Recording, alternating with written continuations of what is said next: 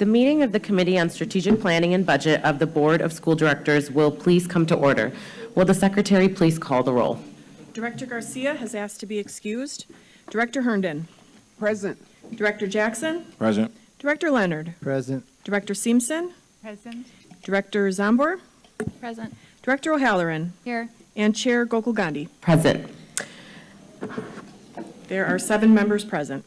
The Pledge of Allegiance and the land acknowledgement were recited at the previous meeting. This meeting is being conducted in person from the Central Services Building. In order to allow as much public access and participation as possible, this meeting is also being broadcast via live stream on the MPS website and on the MPS YouTube stream, the links to which may be found on the MPS website on the broadcast page. Before we begin tonight's meeting, we have a short announcement regarding interpretation services for the Spanish-speaking members of our audience.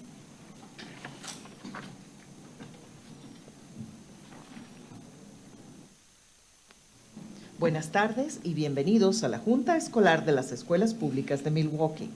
Si desea escuchar esta reunión en español, por favor llame al 312-626-6799. Nuevamente, 312-626-6799. E introduzca el número de reunión 608-130-5362. Nuevamente, el número de reunión es 608-130-5362. Gracias. For tonight's item of business, we will hold a discussion and public hearing.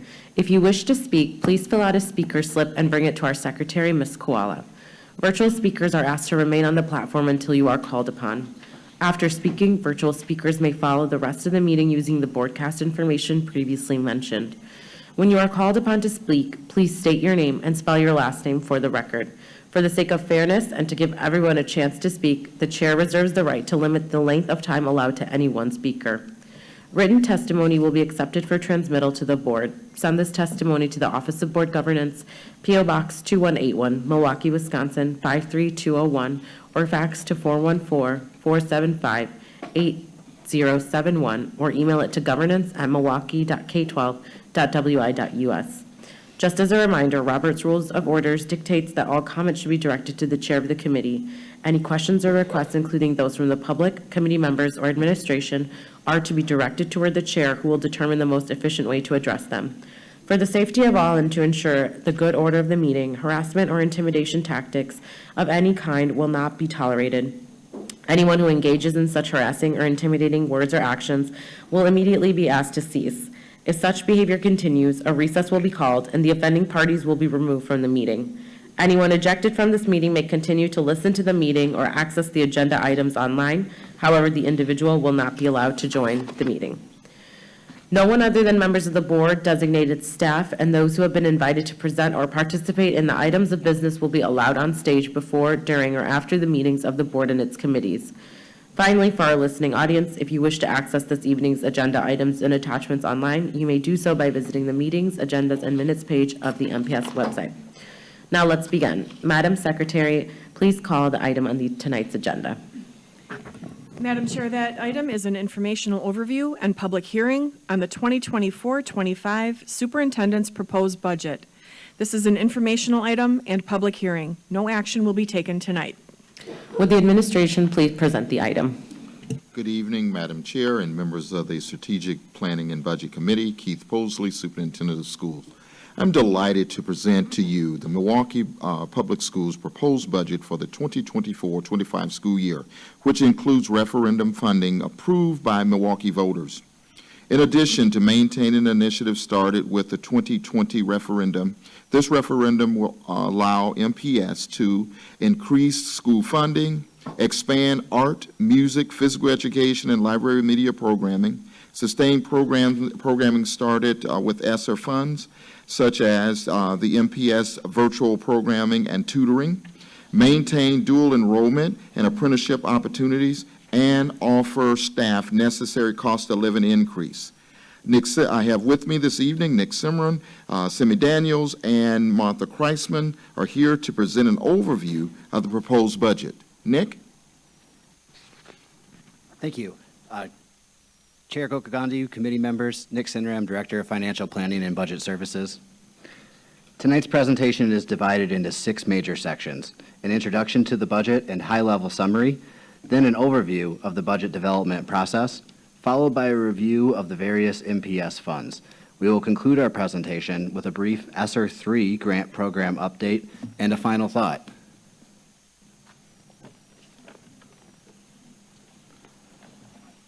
Madam Chair- slide- Go ahead. This slide outlines the 5 priorities for success.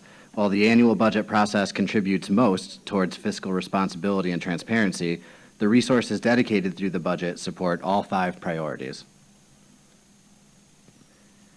In addition to the 5 priorities for success, all resources are evaluated through the lens of advancing the administration's strategic plan. Funds for advancing the plan are spread across all offices, departments, and schools. I would now like to turn the presentation over to Superintendent Dr. Posley. Madam Chair, members of the board, the thing that we're looking at now is our fact sheet, something that we're so excited about, the MPS fact sheet. 5 of the top state high schools are right here in the Milwaukee Public Schools. We have 156 options for families throughout the city, 81 different languages that are spoken on a daily basis, as well as 8 public Montessori schools, 11 IB schools, and 21 bilingual schools that we're proud of.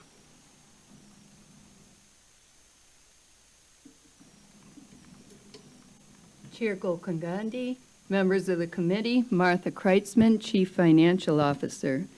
As we reflect on the past year, the accomplishments, the foundation of all these accomplishments is the MPS budget that helps us afford all these things for students and these opportunities.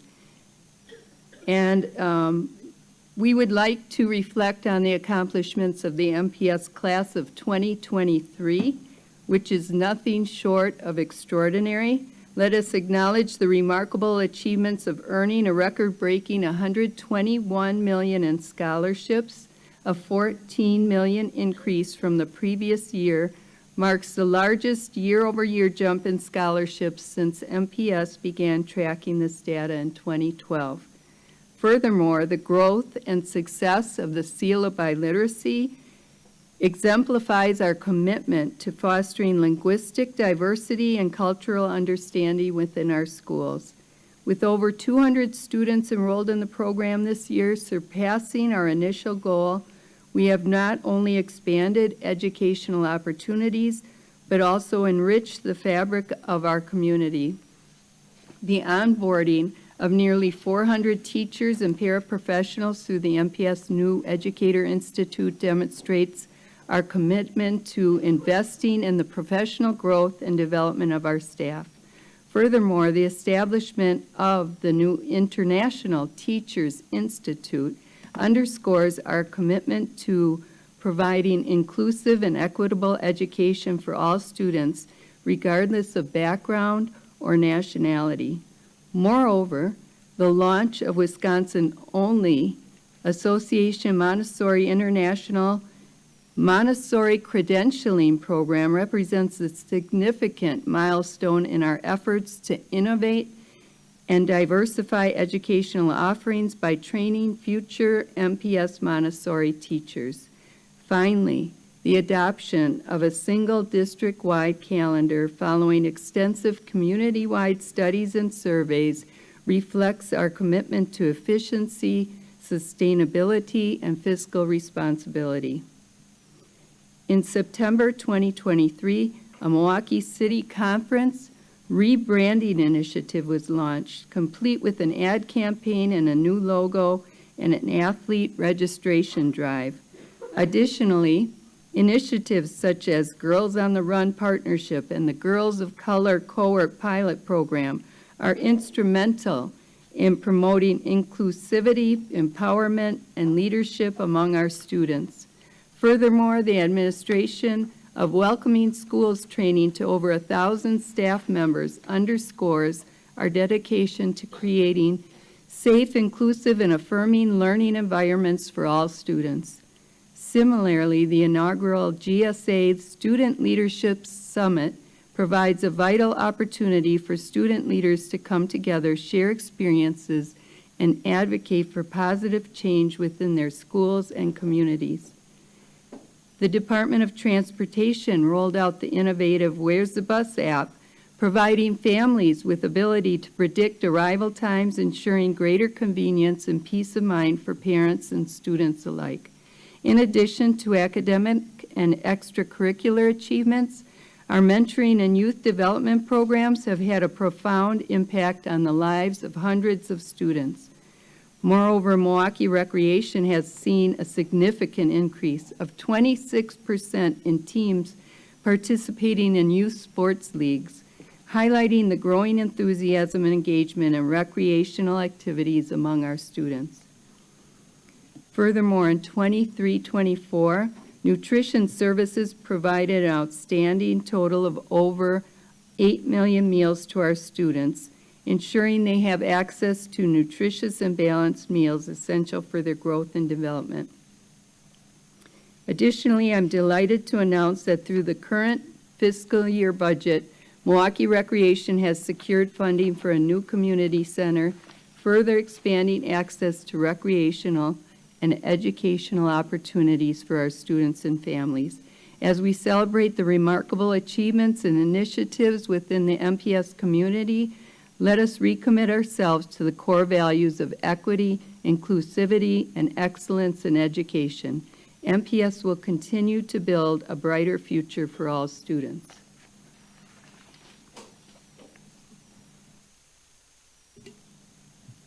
Chair Gokagandhi, committee members, Nick Sinram, Director of Financial Planning and Budget Services. Over the next section of the presentation, I will be providing highlights of the 2024-2025 budget. The district continues to operate in a challenging financial environment. Since the 1990s, its ability to raise funds has been constrained by state revenue limits. This limitation makes it difficult to adapt to negative financial pressures, such as the end of ESSER funding, limited state support of special education, and continued inflation. As with the public's household budget at home, inflation eats away at the district's purchasing power. The chart that you see displays the lag in funding compared to inflation since 2009. Combined, these challenges led to a significant $200 million projected shortfall expected in the 2024-25 budget. Throughout last year and this spring, the administration and board turned to the public to gather insight about the community's priorities and reaction to potential options to overcome this shortfall. Based on these outreach efforts, in January, the board voted to hold a referendum, and voters generously approved increasing the district's revenue limit by $140 million to mitigate this projected shortfall. This support was critical to preserving services, as a failed referendum would have left the district needing to make significant budget reductions. This slide shows the impact of the referendum on the local tax levy rate. The rate has declined over the last 10 years, and while the referendum will increase property taxes, the rate will still be below previous levels. Here you see some high-level highlights of the 2024-25 budget. I would like to note, while the administration reduced school positions by 40 FTEs and non-school positions by 248 FTEs, this number includes 130 ESSER-funded teachers who conducted centrally planned professional development in our schools. These teachers are being redeployed to fill classroom positions.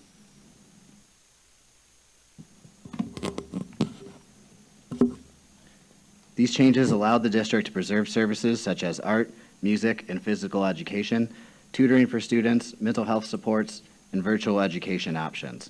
The budget also directs an additional $12 million towards facilities. Now, over the next section, I would like to give the public a brief overview of the MPS budget development process. The process is intended to create a collaborative, transparent budget that fosters responsible use of taxpayer dollars. Through January and December, the budget team works with district leadership to determine budget parameters and preliminary allocations. Throughout the spring, we work with the school and central office leaders to prepare the proposed budget, which is then presented to the board's consideration throughout May. Over the next 3 slides, you will see the approved 2024-2025 budget parameters that guided budget decisions. The administration is especially passionate about prioritizing direct educational services in schools, classrooms, libraries, and on playgrounds that promote academic achievement.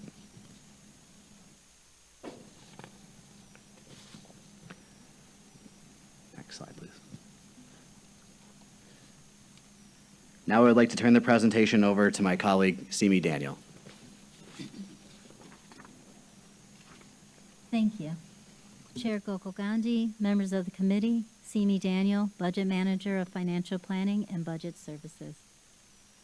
I would like to start this portion of the presentation by going over our district fund structure. All the district funds can be segregated in 3 buckets. Fiduciary funds, these funds have specific purposes such as pensions and capital improvements. The statutory funds comprise of school operations, extension, and the construction fund. School operation fund pays for general purpose education of students, administrative functions, as well as debt.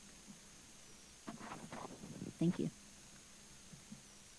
And nutrition services. The next subcategory is the extension fund.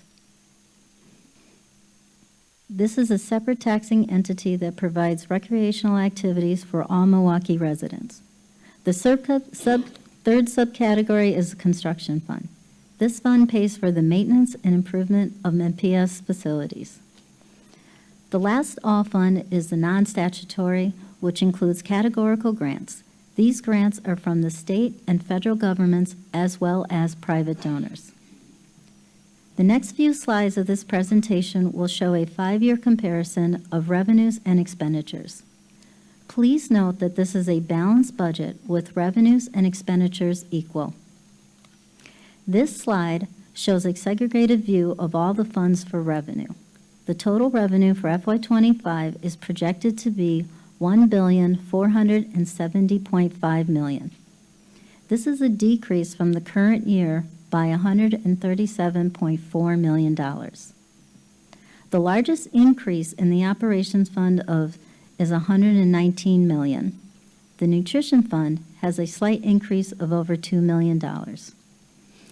The construction fund will increase by $12 million.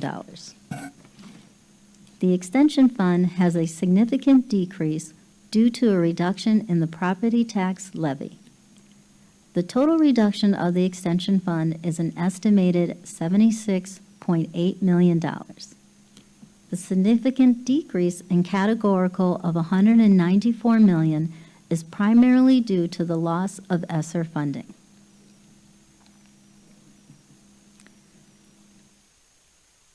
Next slide. This next slide shows major expenditure types that are affected by change in revenue. The majority of decrease is due to ESSER spending, sorry.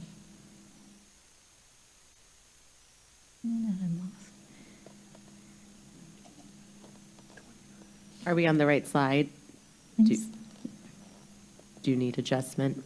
Yeah, I need an adjustment, thank Okay, you. we just can't have that error, so.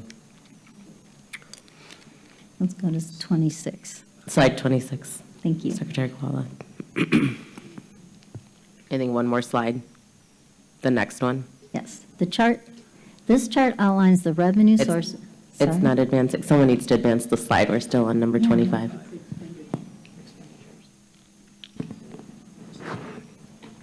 I'm right here.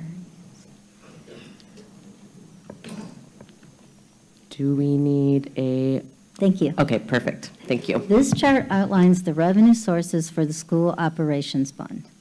We are predicting for the proposed fiscal year 25 that property tax levy plus aid will be $974 million.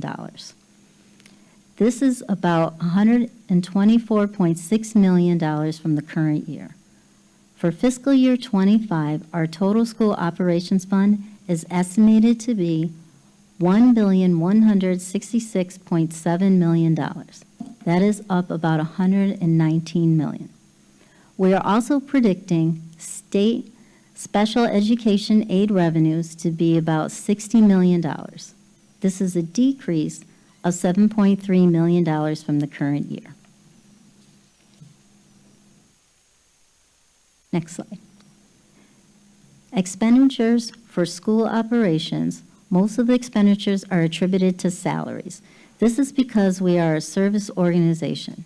In fact, if you take the first 3 lines of salaries, other wages, and benefits, the amount would total about $759 million. That is out of the $1,166.7 million in school operations fund. In school operations fund, we show that 95% of every public dollar is dedicated to supporting the schools. As a comparison, it is important to note that fiscal year 2020, we started with 88%. This has been steadily growing with our current year at 94%. Here, we are itemizing the expenditures by offices and school accounts. On this slide, if you scan down to the area where it says school and school accounts, you will see that the amount directly supporting schools is $1,111 million.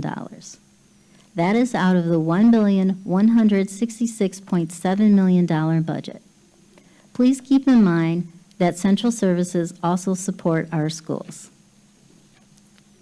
Another way to look at it is by viewing it in a pie graph.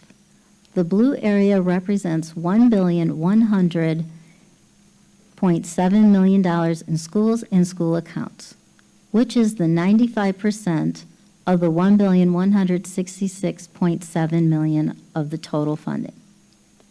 Spending in central services is shown in the red slice and comprises of 5% of total funding. The information here further details where we spend our school funding. The below items are direct school services.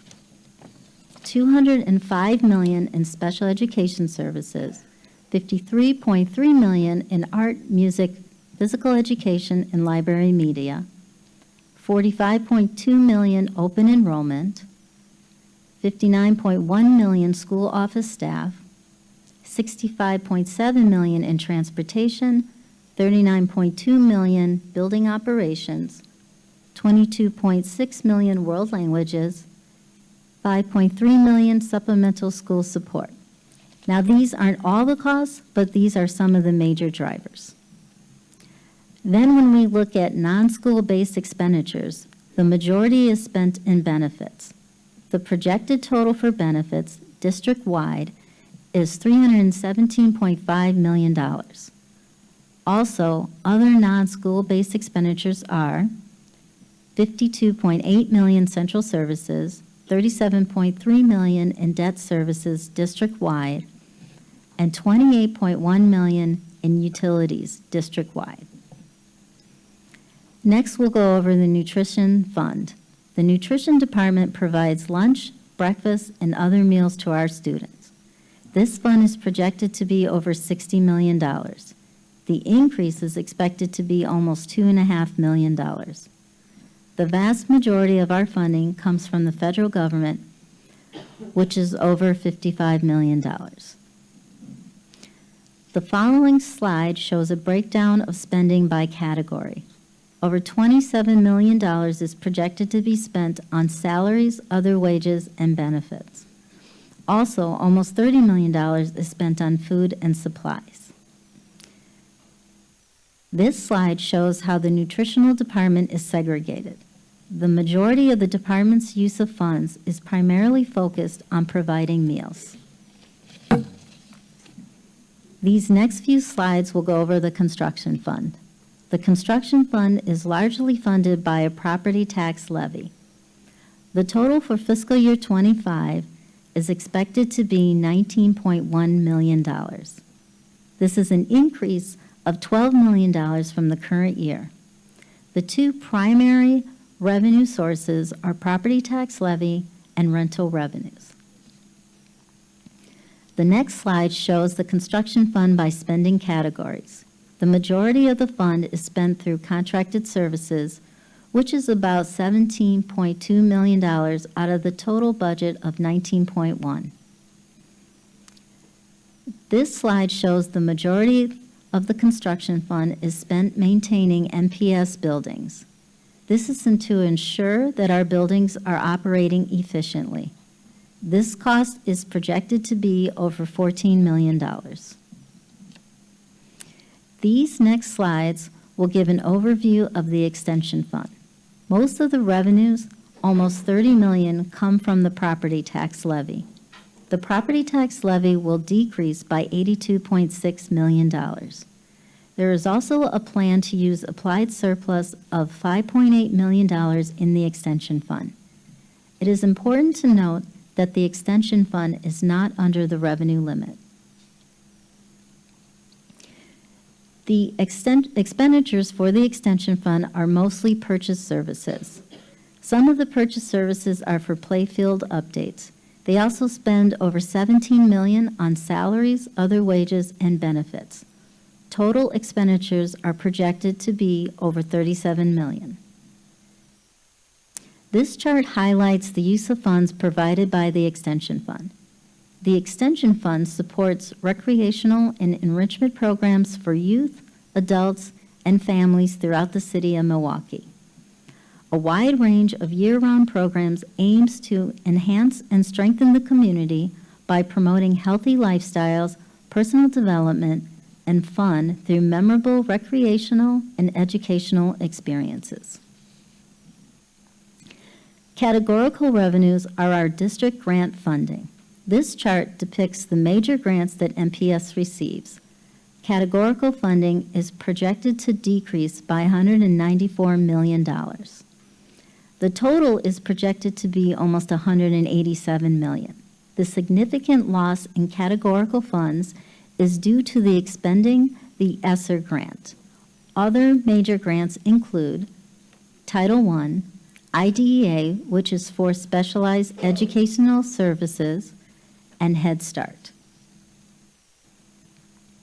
Here we are excited to have the opportunity to provide you with updates on our activities related to ESSER 3, which will end on September 30th, 2024.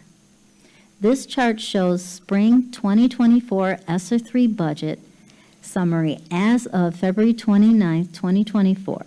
As a reminder, just under $506 million were allocated to Milwaukee Public Schools. Nearly $477 million, that's 94% of the award, has been obligated as of February 29th, 2024. With the proposed revisions, the district demonstrates our unwavering commitment to closing the achievement gap and meeting the required 20% reservation of ESSER 3 funds to support mitigating learning loss. This is indicated by the gold highlighted numbers. The ESSER 3 proposed revision report attachment 5 will further detail accomplishments related to the obligation, as well as current and future plans for the remaining balance. I will now turn over the presentation to the Budget Director, Nick Simram. Thank you. Thank you. Chair Gokogandhi, committee members, Nick Sinram, Director of Financial Planning and Budget Services. Here on this slide, you'll see our conclusion. The administration is grateful for the generous support of Milwaukee voters in the spring 2024 referendum. Their investment in students will help preserve services despite the challenging financial environment the district faces. The administration believes that despite these challenges, the 2024-25 proposed budget successfully invests in our students. Thank you for your attention and your consideration of the proposed budget. I would now like to turn the presentation over to Superintendent Dr. Posley. The annual budget represents our shared vision for the future of Milwaukee Public Schools and our steadfast determination to ensure the success and well-being of every student in our care. I want to express my sincere appreciation to all district staff and his stakeholders who have played a pivotal role in developing this budget. Your expertise, your insight, and your hard work have been instrumental in shaping a reasonable financial budget and an operational plan that will enable us to continue to provide the highest quality education and support to our students in the Milwaukee Public Schools. This concludes our presentation, and we're prepared to answer any questions that you may have at this time. Okay, thank you, administration. If my colleagues are okay with it, we'll do public testimony first. Okay, Secretary Koala will take our virtual testimony, and then we'll go to in-person testimony. Very well. As a reminder for virtual speakers, when your name is called, please state your name, spell your last name, and then begin your testimony. The first speaker on the virtual platform is Angela Lucas Foley. Angela Lucas Foley.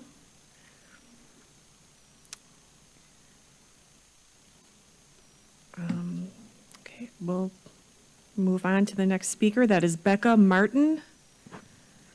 Please state your name, spell your last name, and give your testimony. Becca Martin, M-A-R-T-E-N. I am the parent of a student in the K-3 program at Bayview Montessori School. I'm also a former MPS teacher and an MPS graduate, and I personally worked on behalf of the teachers, students, and the district to get the referendum passed. Previous to the referendum, I attended an SEC meeting at my son's school and found out that the failure of the referendum would mean the loss of paras and teachers and increased class sizes at both our school and across the district, and I knew it was important to get voters to say yes. I was relieved that our staff would be retained and that class sizes would remain stable. However, I recently found out that despite these overall wins for the district at our school, we will still be losing 3 paraprofessionals despite the passage of the referendum. And as a parent, I'm really upset. Bayview Montessori is in a unique position that most schools in the district do not have to deal with. Our school is divided into 2 campuses, and as such, it's absolutely imperative that we have 2 administrators. Unfortunately, MPS policy requires 500 students in order for administrators to be paid out of the central office budget instead of the school budget. This year, we were 18 students short of this number, meaning that our school budget needs to cover our assistant principal. Our principal must either choose to unsafely have either no available administrator at one campus or to unsafely eliminate 3 paraprofessional positions. These staffing losses would be challenging at any school, but at a Montessori school, a para is more than just an aide. They are the right hand of the teacher. I have the privilege of volunteering in my son's classroom twice a week, and I see that in this environment, a para supports a teacher in a way that I don't see at a lot of other MPS schools.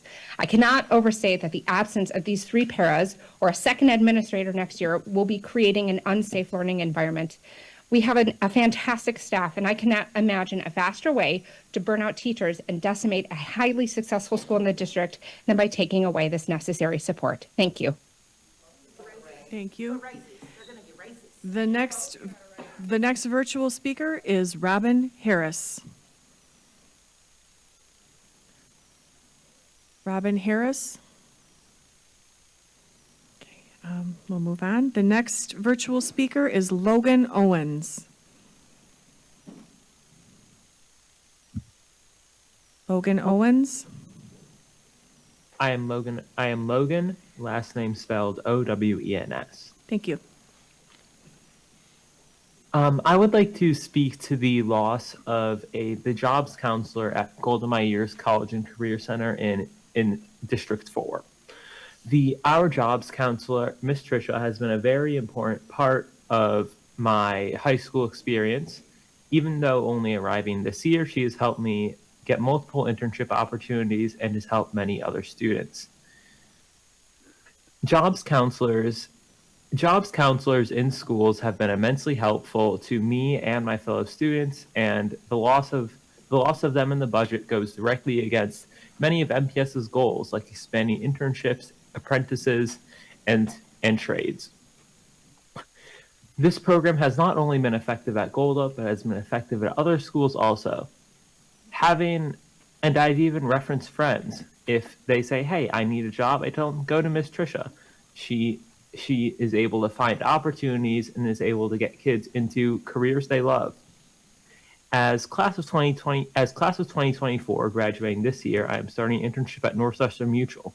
I only found that internship because of the jobs counselor we have in our school. And even as some of these positions are being moved to a district level position, it would simply not be the same experience if it's at district level position instead of a school position. Thank you for hearing me on this issue, and I hope the budget can be modified to retain jobs counselors in college and career centers across high schools. Thank you. I'll call again for Angie Lucas Foley. Angela Lucas Foley, Lucasfoley. Thank you. Good evening, Superintendent Posley, Chair Gokul Gandhi, and directors. I am a proud parent of 2 MPS students, a white educator, and a member of the Aspiring Anti-Racist White Educators Association, ARWE. As I start tonight's testimony, I want to remind this body, Board Governance, Board of School Directors, and the Office of Accountability and Efficiency, you are at the service of the citizens of Milwaukee. If this district was a food chain, the citizens of Milwaukee would be at the top. We are the citizens who voted for another referendum.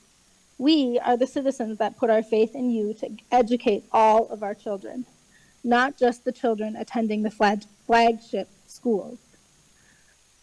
We are the citizens who have weathered lawsuits, miseducation, and brokenness across all levels. And yet, we are still here. Which brings me to Board Governance Policy 1.02. This policy is titled simply Goals. It includes the 3 big goals that have been guiding our district for the last 31 years: academic achievement, student, family, and community engagement, and effective and efficient operations. We are not and have not met these goals. I will not quote data regarding our failings as a district, lest the blame be placed once again at the feet of parents, families, and students. The failings of this district need to be placed at the feet of those in power and those elected to power: board directors, board governance, and the Office of Accountability and Efficiency. It is you who so easily ignore our requests, pleas, and tears of frustration. A tagline for many of budgets, including this one, is that the classroom is the most important place in the district. If the classroom is really the most important place in the district, please provide the community published metrics on the working conditions for staff by each board member district. Again, as a citizen of Milwaukee, I am asking for published metrics on the working conditions for staff by each board member district. Specifically, what is the staff attrition rate by board district? What is the staff vacancy by position by board district? I'm sorry, your time is up. And Madam Chair, one last call for Robin Harris. I don't believe Robin Harris is on the platform, but one last call.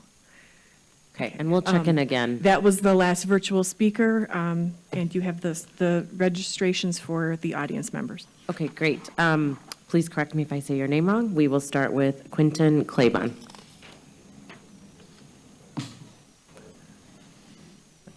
Okay, if you come back into the audience, let me know. Next, we'll go to Eldon Lee.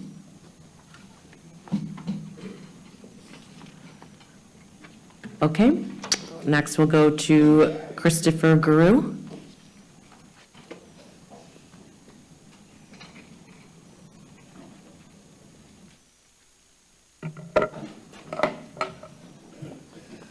Good evening, Madam Chair and committee members. I'm a current trauma specialist. I came to you today because I wanted you to hear the other side of what happened when you don't hear about 53206. We're the other half of the team. For the last 3 years, I have been out in the district serving not just one high school, but I'm responsible for 17 high schools. I take care of every student that needs support, not only with trauma, but I also found a need and a niche. which is focused on a unique skill that I actually have and I went to school for, which is grief. When I first came on in October of 21, we had approximately, I offered 3 to 4 groups per week for a kid at 77%. That then led to the following year, and the following year, we went from having 5 to 8 groups to 94.3% of students needing grief and trauma support that I only provided by myself with additional support staff in their building. Then they jumped to this year. This year that has grown again another 15 to 17%. I'm at 98% and I serve every week between 10 and 12 groups per week for helping kids who need grief and trauma support. I do this alone. Our staff and our students are deserving of this service. Our support staff do not have this training. If you're looking to understand what is my training, I can give you a brief understanding of that. I'm not only an LPC, I'm also a thanatologist. I have a master's in thanatology, which is the psychosocial study of death and dying. I've worked in 3 funeral homes. I've worked at hospice. I've also done work at the collegiate level teaching issues of living and dying at Carthage College. I believe in this work. It's my passion. I work with kids at every level as well as with staff. I support everyone who needs this. This is a universal theme that we all have to go through, no matter where we are in our life. And unfortunately, Thank you. this Your budget time is cut- up. Thank you. Your time is up. Next is Markel Hooks. Markel Hooks.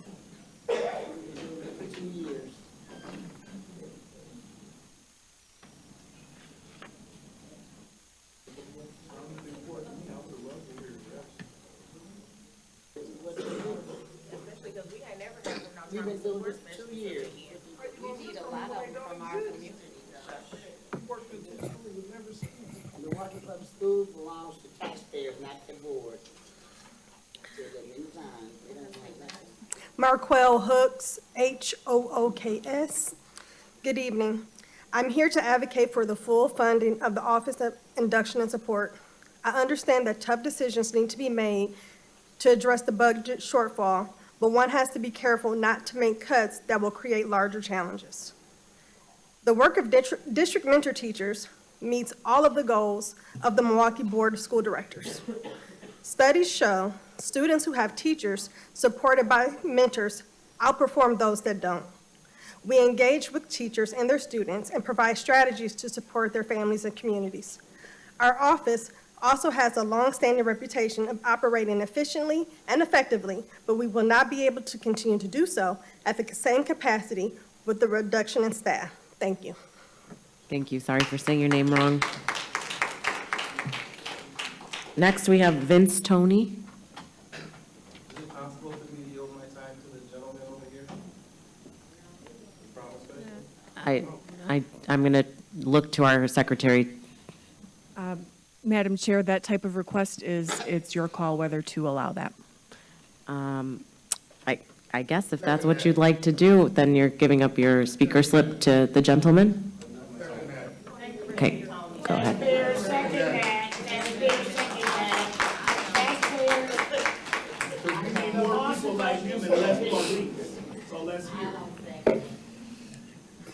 Thank you again.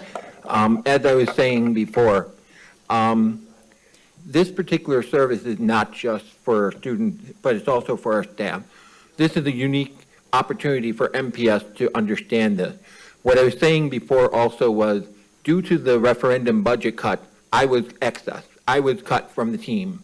And as of right now, I don't have a home in this district. So Milwaukee Public Schools kids have lost this opportunity. If I were to go back into a counseling department, I'm going to be pigeonholed and I cannot support any other student. In the past 3 years, I've helped approximately 625 kids handle their grief, as well as providing those groups. And I do the trauma work with that. And I also support girls of color. I support LBGQ and the GII. I support a lot of different organizations that are also part of MPS. I believe, as I said in this mission, I went to school for this because I know as a country, we also saw the pandemic. A lot of our kids see this daily when we had the pandemic. Now I hear stories, I can't even tell you how severe they are. So I hope the board really hears what I'm trying to say, and the public obviously now is hearing what I've also been doing. So I want to continue my work. I have at least a minimum of 15 to 20 students who have given their information as to how my groups have affected them. This takes them out of depression. They want to come to school. They want to be part of our district. They are not sitting home, because I have a girl right now, she drives two buses a week just to come to my group, because that's what she believes in my group. You can't get that when you don't have meaning with your kid. I have a relationship with every student I serve, and it's because I get to the real heart of what their issues are. And it's because I hear them. I know and I validate their story. So I hope the board will hear that. And again, I just want to continue my passion in doing what I do for MPS students. Thank you. Thank you. Next, we'll have Michael Dossie.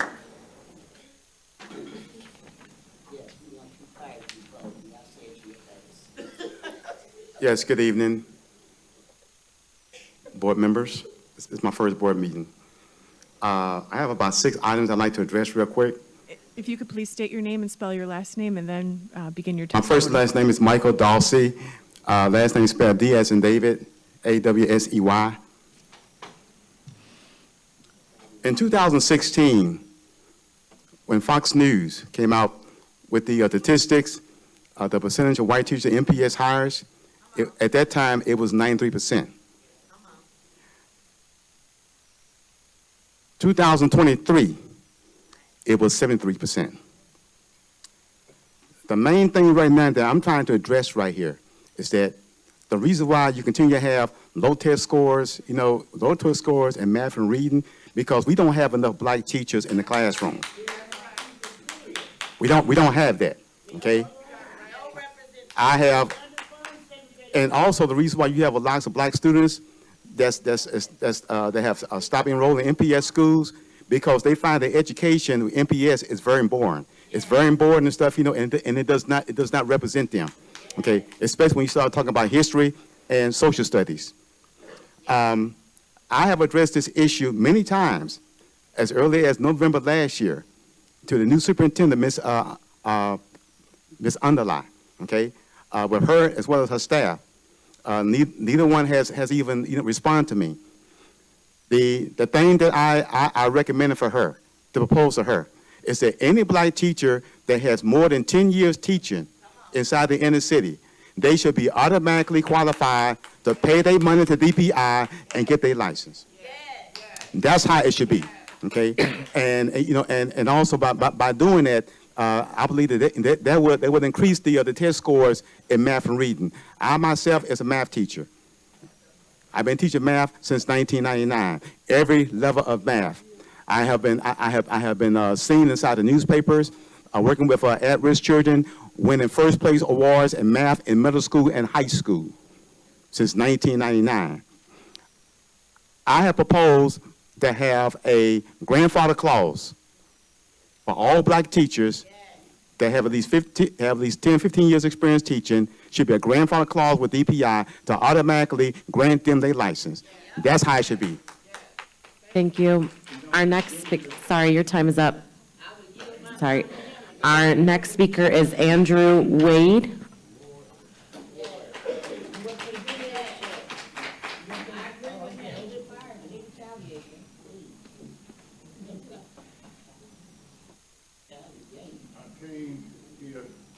My name is Andrew Ward, spelled W-A-R-D.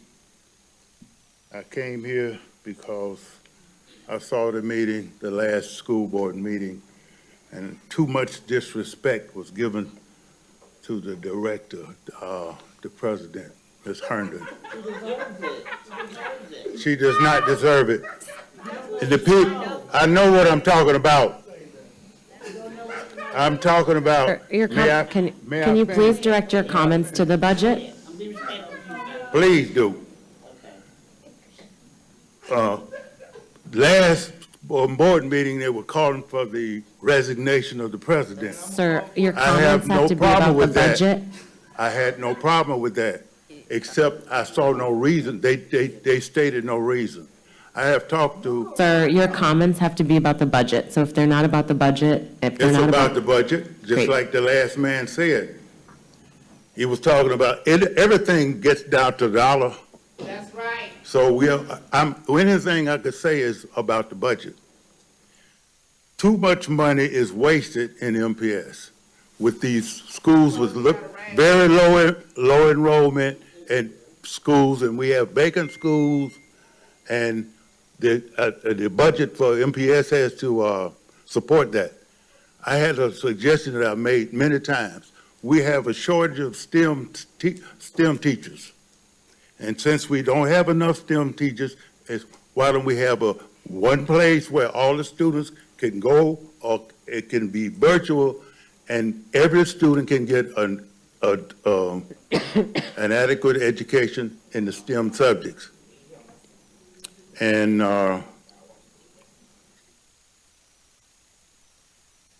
think, stop right now. But here's the last thing. Anybody that begins to making a speech, they should allow them time to finish. We should not stick to that 2 minutes or whatever. Next is Beverly Hamilton Williams.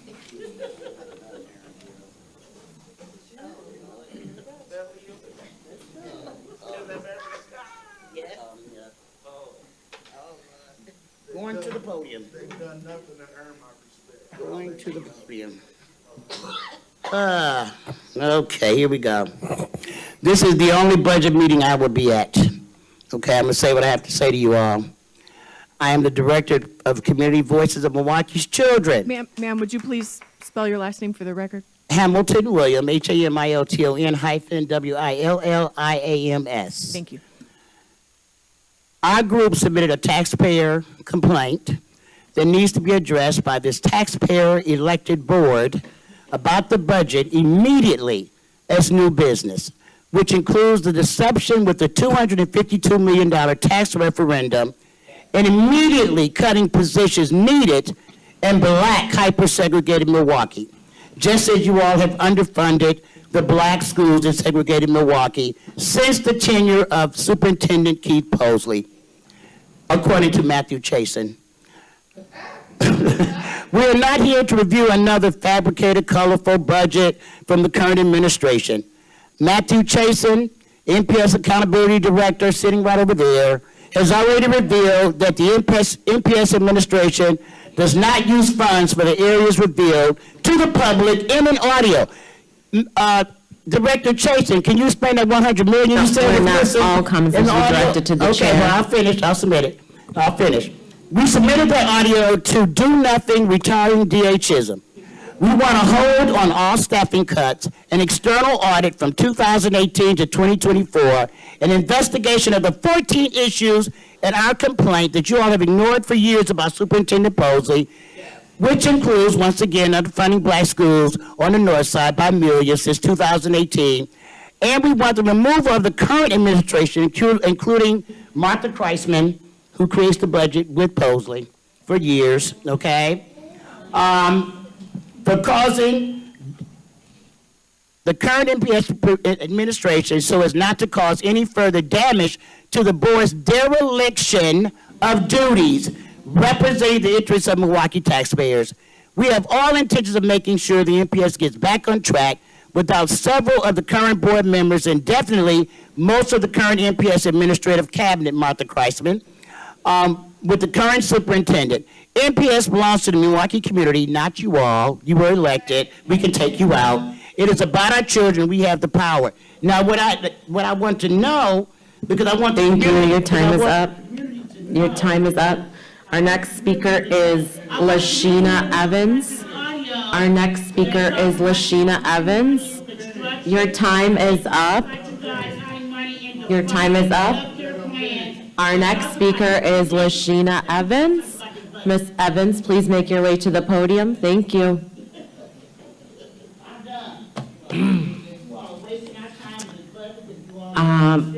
Ruben Jimenez? Oh, sorry. Go ahead, Lashina. Ruben, will wait. Hold on 1 second. We're going to turn your mic on. Go ahead. Hi, my name is Lashina Evans, EVANS. The IEP is a part of a program for exceptional children only. Yes, should be for every student in MPS, regardless of their problems or expectations. This will give them the opportunity to achieve their goals with fewer time I'm nervous, hold on. Fewer time constraints. So basically, I'm a mother of a student who has an IEP. Mr. Keith, I actually emailed you personally. My son was attacked by high school students. He's a 10-year-old. He attends elementary. MPS buzzed the children into the school where he basically suffered head injury, which later was concussion. Okay, can you keep your comments centered on the budget, please? It's going to. And we're not, you're gonna address the And we're talking chair. about the trauma specialist. She's talking about the trauma specialist. You can let her speak, thank you. What are we gonna do for the trauma that was caused? And this is just public. You Talk can't. about a due you process can't- complaint with the you Wisconsin cannot- Department of that- Public Okay, Instruction. all right, we're not doing that today. Okay. Our next speaker is Ruben Jimenez.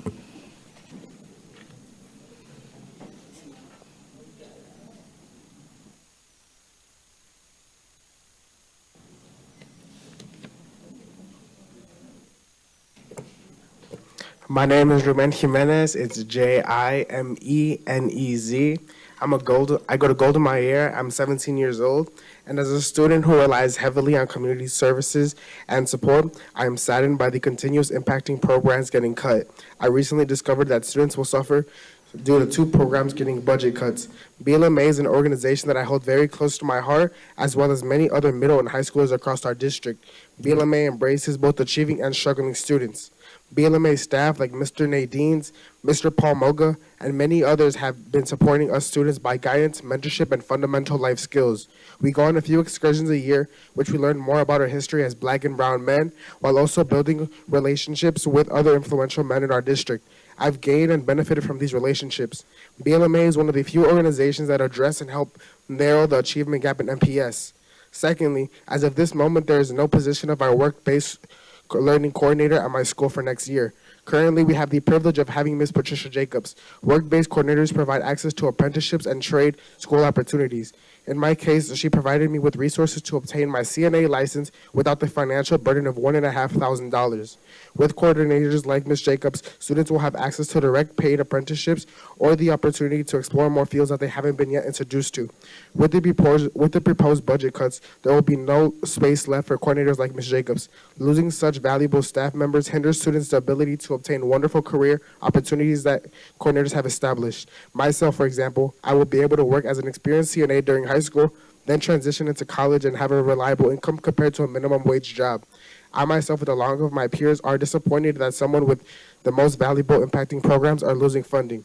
These programs hold such a lifelong value just for students just to be told again that there is no money. Please reconsider refunding these programs that promote career and life readiness. Thank you. Next, we have Dylan Burns.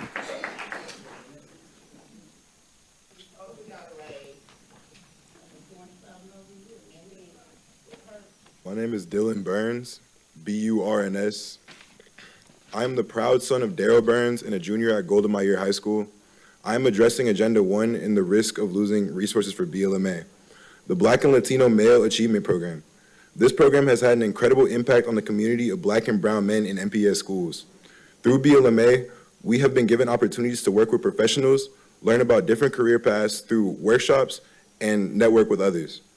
Earlier this year, the program organized a historically Black college tour in North Carolina, where we had the chance to meet professionals who look like us and missions officers and students with similar backgrounds. This experience not only exposed us to greatness outside of Milwaukee, but also opened our eyes to potential within our own community. Having a group of leaders who share so much with me is something I still rely on today.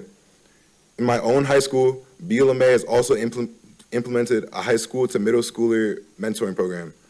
This year, This program has given ambassadors like myself the opportunity to believe in the youth around us and mentor them, just as Paul Moga, Nate Deans, and Donovan Johnson have done for us. I am excited and hopeful that this program can be implemented in other schools as well. Losing funding for BLMA would cause a disconnect within the community of young Black and Latino males who have been empowered by the program. It would be disheartening to see this happen in my last year of high school, especially when we have so many plans for possible expansions next year. And we will continue to bring our community together and build it up. Thank you for listening to my thoughts and concerns. Thank you. Our next speaker is Lucas Weir. Our next speaker is Lucas Weir.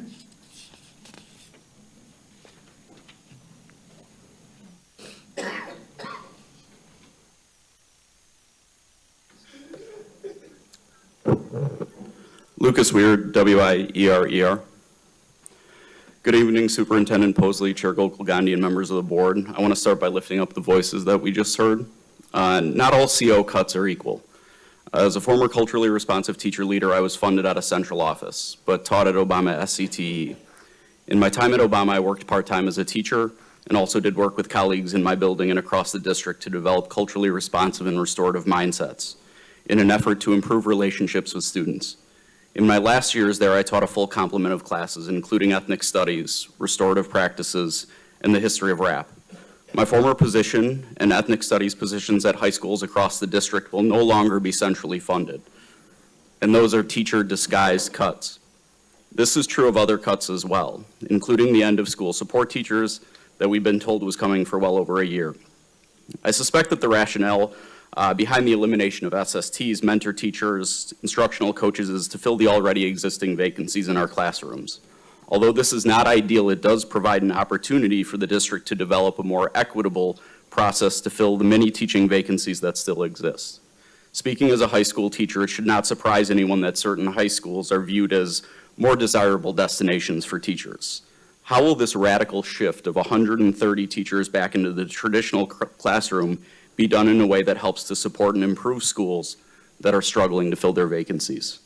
Staying on the topic of equity, this proposed budget also includes deep cuts to departments like BLMA, Gender Identity and Inclusion, Restorative Practices, and PBIS. According to reporting from the Journal Sentinel, BLMA and GII were combined into one department under one director instead of two and would lose 4 of 14 current positions. A similar merger would take place with RP and PBIS. These programs and departments are some of the last vestiges of equity work that remain in this district and are programs that students desperately need. I implore us to reconsider some of these decisions and keep students at the heart of this document. Thank you. Thank you. Our next speaker is Angela Harris.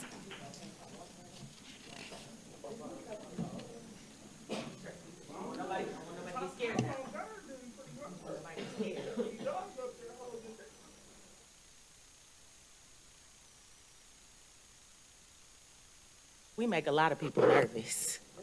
Angela Harris, Harris, chairwoman of the Black Educators Collective. The voters of Milwaukee voted in a slim margin for the referendum, a collective yes for MPS. What they didn't know, though, was that they were voting yes to mess, the mess of this board, administration, and my union. But like I tell my scholars, I don't like mess because it stinks and it does nothing for your academic growth. Now that we've voted yes to the mess, it's time for you all to make the budget make sense. Make it make sense. Make it make sense to the community that doesn't have a background in finance or budget analysis. Remember when y'all told the community that the classroom was the most important place in this district?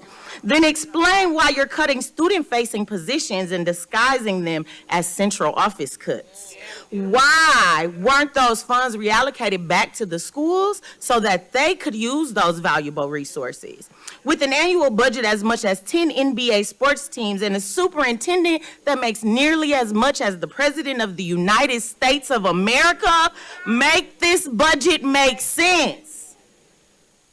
Help us understand why after a clear commitment to programming like PBIS, BLMA, restorative practices, trauma supports, gender and inclusion, you are now making cuts to those student-centered, student-facing positions. Make it make sense. Explain to me as an educator on the ground, in the trenches, not sitting behind a desk for the last 10 years, why and how does this help improve my working conditions, the conditions of my building, supports for our students with big behaviors, or even enough staff just to operate safely? What metrics are being used to determine, why y'all take the time away? I just noticed that. Sorry. What metrics are being used to determine the quality of working conditions for our staff and our students? I would bring up equity, but it's clear y'all don't know nothing about that. Thank you. Your time is up. Our next speaker is Sierra Brown. Sierra Brown.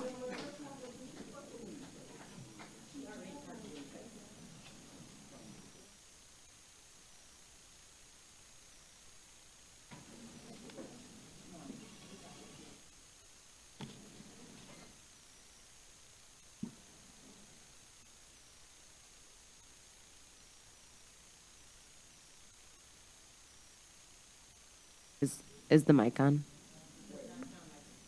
Can you speak into the mic? There you go. Hi, my last name is Brown. All right, just hold on one second. Can you please let our speaker talk? Thank you. Go ahead, Ms. Brown. Last name Brown. Director Gokul Gandhi, President Herndon, members of the board. I'd like to echo what we've heard here tonight. You know, I've been crunching numbers in the corner because this budget doesn't have any percentages of the amount of change. I know this isn't the whole budget. So what that makes me think is that if you are approving the budget, you need a way to analyze it, digest it, process it, like on a spreadsheet. This budget is not accessible to the public. And I'm like breaking my neck over here, crunching the numbers to really understand how the district is funded equitably or not. It's a very vague budget, and that's highly concerning for me. I don't know if any board members are hosting public budget sessions to help the public understand the budget. That has maybe happened in previous years, but this budget doesn't make sense. The public needs to really there is no transparency, certainly not in the presentation by the administration today, was just colorful pictures in like the first 20 pages of the budget, but doesn't really break down any necessary information to make an informed decision. My concern is the board is not informed enough to approve or deny this budget, and certainly the public is not informed enough with the materials provided. Now, if the board members are provided with additional budget information, that may be a problem too. If the board is getting curated data or a different data set, like the format of this budget is very problematic.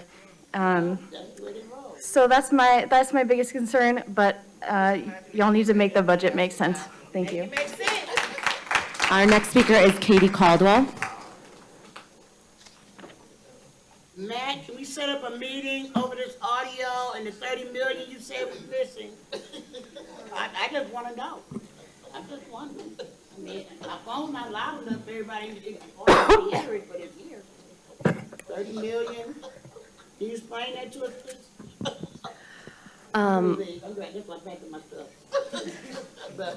Okay, if we're gonna continue to have disruptions, we're gonna escort people out. So our speaker is here, she's ready to speak. Let's respect the speaker, please.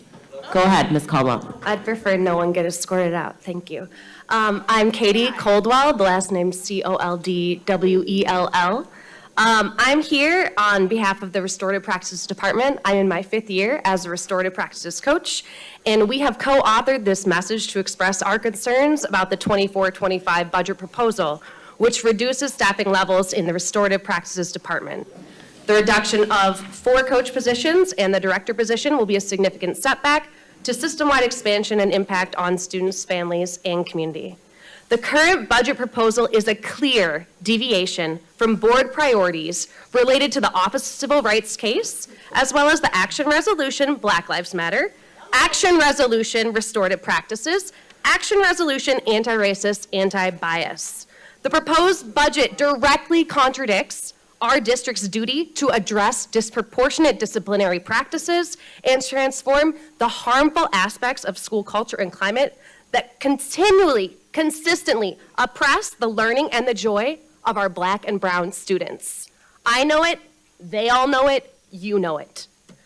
During the one and only year that my team was fully formed and fully funded, where we had a director, we were able to achieve implementation at a level that was previously unattainable.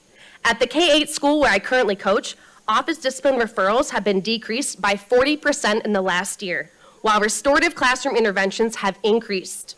Students are leading a variety of conflict resolution practices and processes themselves. They are equipping themselves with the tools to be future peace builders in their local communities.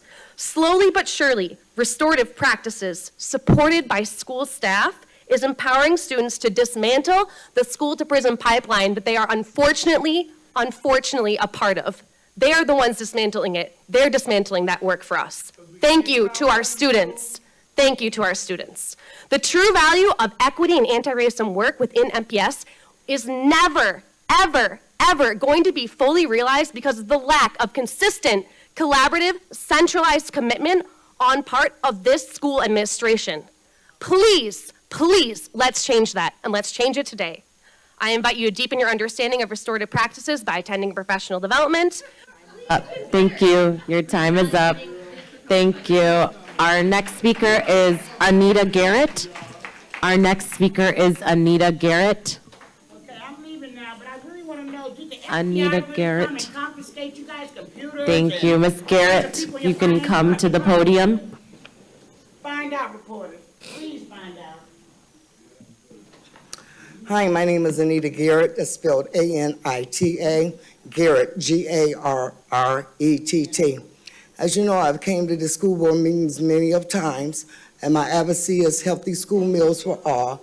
I complained about the school lunches, and when I see this proposal that you're doing cuts, I was really upset. I was one of the first women to go to the President Nutritious Health and Hunger Conference in Washington, D.C., and he stated that he was going to make changes and that he was aware of the lunches, the breakfast and the lunches that are being served to our kids, and I see cuts. So with that being said, can you explain to me, to us how we are continuing to improve food for our kids? Rent is going up. We're going to have less money for food, and it looks like we are losing food staff at MPS. Where are the increases? I want to be proud of the school district and the food our kids eat. We can keep talking about all these other things, but at the end of the day, it's hard for me and others to make ends meet.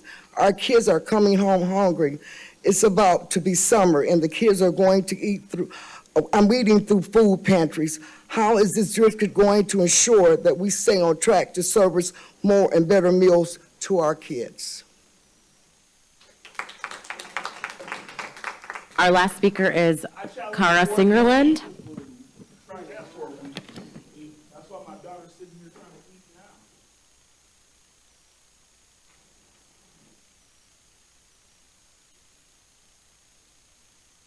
Good evening. My name is Cara Slingerland, S-L-I-N-G-E-R-L-A-N-D.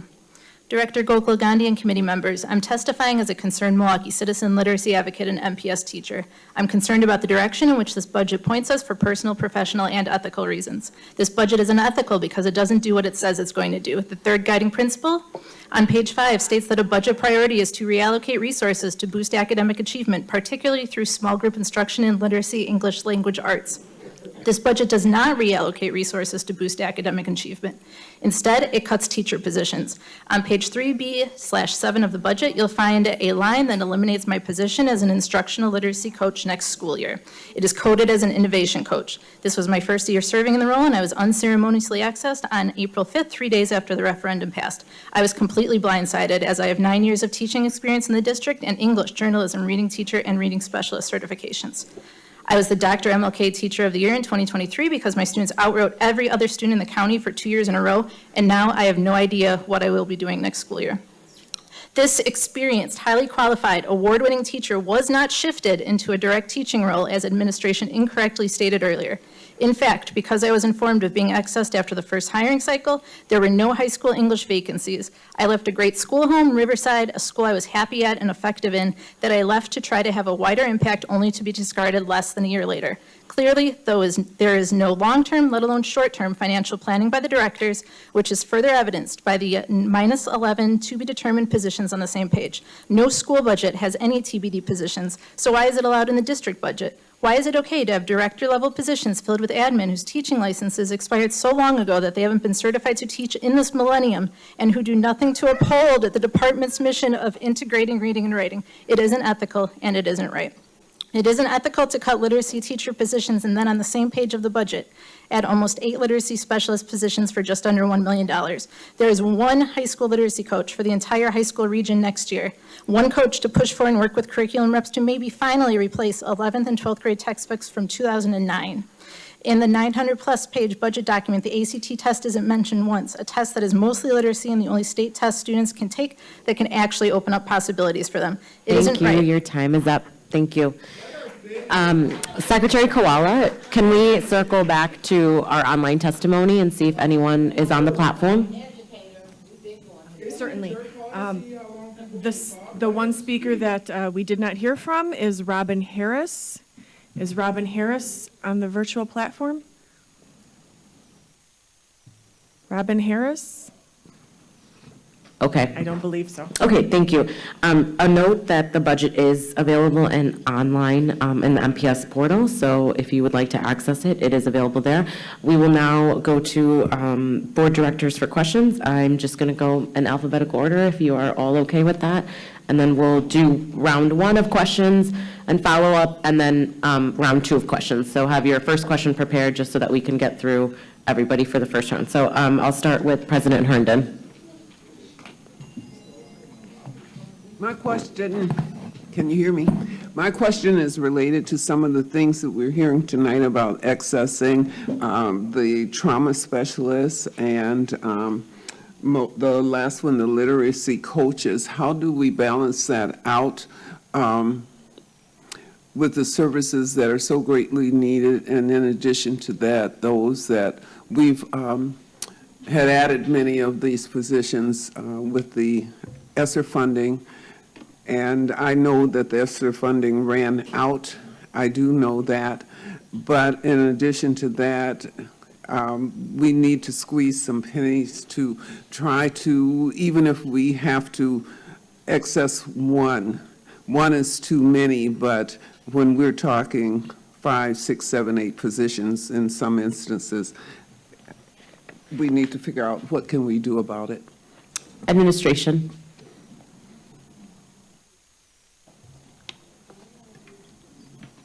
Chair Gogo Gandhi, President Herndon, members of the board, Jennifer Mims-Howe, Chief Academic Officer. As we look at some of the cuts, our efforts were to do is to make sure we had an equitable amount of people at each grade level, making sure that our early childhood had services, our elementary grades, our middle and our high school grades had the services they needed for literacy. Also, as we look at Act 20, we also looked at where do we need to put the most services. So as you look at some of the cuts, we were definitely trying to look at some of the literacy specials and what the grade levels needed. So we took a textbook adoption last year, so we had to make sure we had supports in there to making sure that our textbook adoption also was put in place. As we look at Act 20, we had to look at the training of some of the teachers and the specialists that we had. Some of the information that's listed here around the types of positions that were cut definitely have different types of names. So in some cases, some coaches are listed as specialists. Some of our specialists are listed as teacher leaders. So in looking at some of the naming conventions, some of that might be a little bit misleading. The roles that they're doing in supporting the teachers in the schools are the same. The professional development they provide is the same. And then also the one-to-one coaching that they do with either our new teachers or international teachers is definitely the same as well. And looking at what we have for our trauma specialists, what we decided to look at is across the board. Yes, we know that we do have the trauma coaches in 53206. We also have our trauma support teams in other areas, as you heard about this evening. What we're looking at is to support the schools that need the support. We have students throughout the Milwaukee Public School District who also need trauma coaches and support. While we know that some of the focuses that we have and that have been given to us because of situations that have happened during a certain time frame, some of those have passed. So we've decided to look at how can we make sure that all the students throughout the Milwaukee Public School Districts receive the same supports. We know that there may be situations where we have to pull certain teams because of tragedies that happen in our city, and we've all decided to band together for that too. So we'll be using the support of our citywide teams as well as putting additional coaching and professional development there to assure that our teams of social workers, psychologists, school nurses, and school counselors are also there to make sure they can support the students. President Herndon, any follow-up? Not at the present time. Okay, Director Jackson? Wow, that's a lot. Just to go back to the trauma specialist that was mentioned, I don't know your name, but you seem like a hell of a value and asset to this community. How do we determine getting rid of somebody with that expertise and knowledge and connection and building with the students as well as families within the community, especially dealing with grief, in addition to the cuts of the BLMA, which, being a black man, how do we deal with that type of cut when we see the violence and seeing the boys that came out here, the young men who talked about their experience and what it meant to them, and especially the school, the prison pipeline is real, as we all know. I'm having a difficult time understanding this. Administration? Director Jackson, Chair Gogolandi, members of the committee, Jennifer Mims Howe, Chief Academic Officer. In thinking about our trauma teams, yes, we have value members of our team. Again, looking at the value that's been placed on the work that our trauma team has done, there have been many trainings for the remaining trauma specialists that are there, and also in looking at building capacity, we want to ensure that our psych social workers, those who are available in our schools, our school counselors and our nurses, also have similar training that they can support the work that's happening, the situations that are happening with our students that go on from time to time. I will turn it over to Chief Chambers to speak about the BLMA. Good evening. Chair Gokul Gandhi, members of the committee, Paulette Chambers, Chief of Staff. Regarding the BLMA department, we worked with 4 departments under my office this year. One of those departments was BLMA, another was GII. As we began the budget process, we looked at all departments that we had and how they were structured. Our departments were primarily, more than 50% were funded through the ESSER program. So over the years, even prior to me arriving, positions were added that were under ESSER, and ESSER ended, and we had to figure out how to continue those programs and disrupt them as little as possible. One of the ways that we were able to do that was combining the BLMA department with the GII department, and in doing that, we started with 14 staff members for the FY24 school year. Going into the FY25 school year, we are now at 10 in a combined department.